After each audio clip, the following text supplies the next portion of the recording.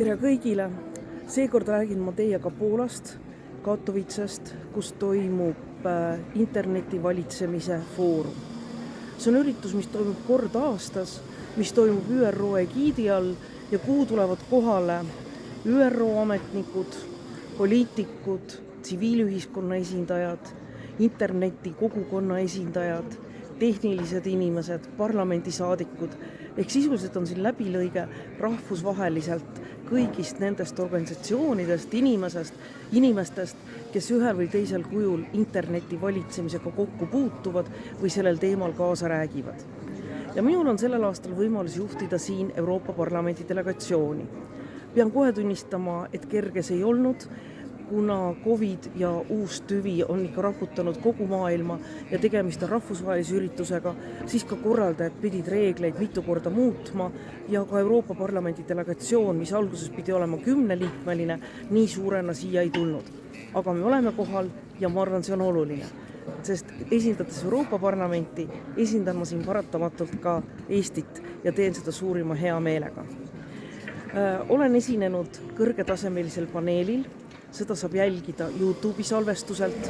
Samuti toimub siin ka parlamendisaadikute vaheline arutelu, kus on kohal parlamendisaadikud, sõna otseses mõttes kogu maailmast. Väga meeldivad jutuajamised oli teile Kambja, Panama, Pakistani, Euroopa Liidu teiste riikide parlamentide esindajatega. Nii et ma arvan, et ka Eesti parlamendil on aeg mõelda selle peale, et sellistel konverentsidel tasub käia, siin saab oma kogemusi jagada, siin saab teistelt õppida ja ma arvan, see on kõigile kasulik. Millised on siis peamised teemad?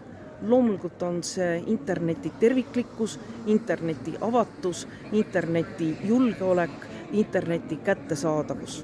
Et me elame maailmas, kus pool maailma inimestest ei ole veel internetiga ühendatud.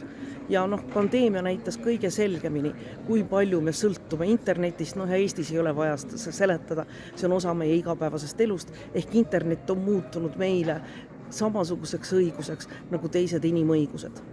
Kogu maailmas see veel nii ei ole ja sellepärast ongi oluline, et ka parlamendisaadikud ehk need, kes tegelikult seadusi kirjutavad, ka nendel teemadel ennast paremini kurssi viivad.